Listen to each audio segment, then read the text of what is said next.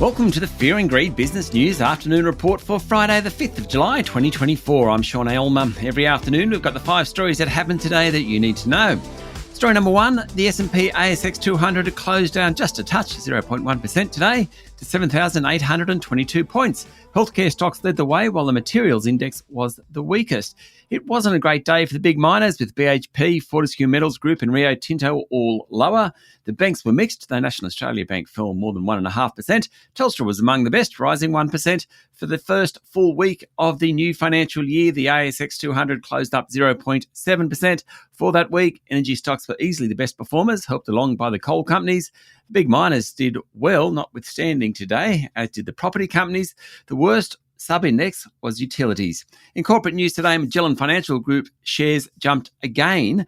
They're up now 10% over the past couple of sessions. Yesterday, the company said it had stabilised funds under management and lifted performance fees. Also today, Santos was sold off after the Saudi Arabian-based Aramco dismissed reports it was interested in buying the oil and gas giant.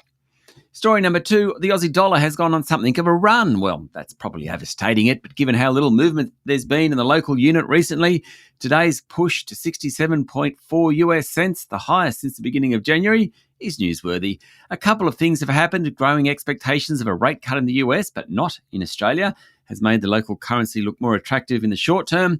And iron ore futures climbed to their highest level in a month today on optimism for improvement in demand from China. That means buying Australian iron ore. That helps the Aussie dollar.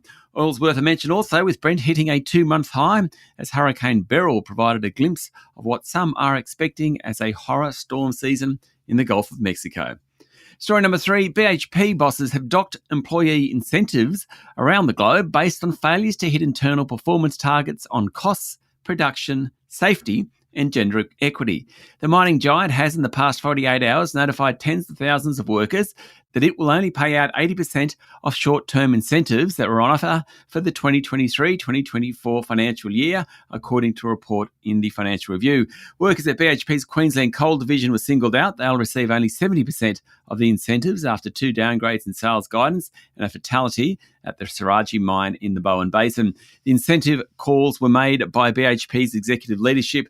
That includes Chief Executive Mike Henry. The short-term incentives apply to all workers at BHP and can add up to about 15% of salary.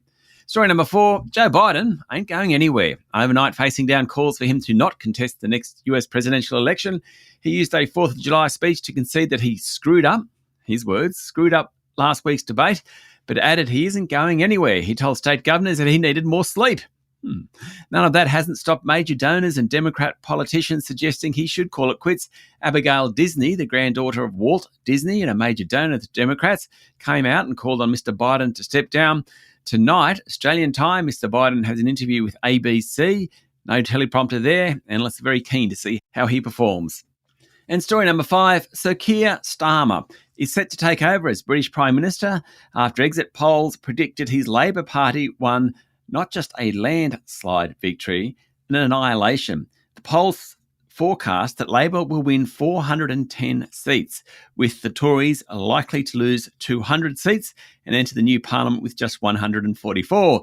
Rishi Sunak, the current Prime Minister, has conceded Mr. Starmer will have about a 160-seat majority, which is about the same as Tony Blair won in 1997. It's the end of 14 years of Conservative rule in the UK and a total turnaround from 5 years ago when Boris Johnson delivered a large victory for the Conservatives. That's it for the afternoon report for Friday, the 5th of July, 2024. Michael Thompson, Anna Lang and I will be back tomorrow morning with the weekend edition of Fear and Greed Business News. I'm Sean Aylmer. Enjoy your evening.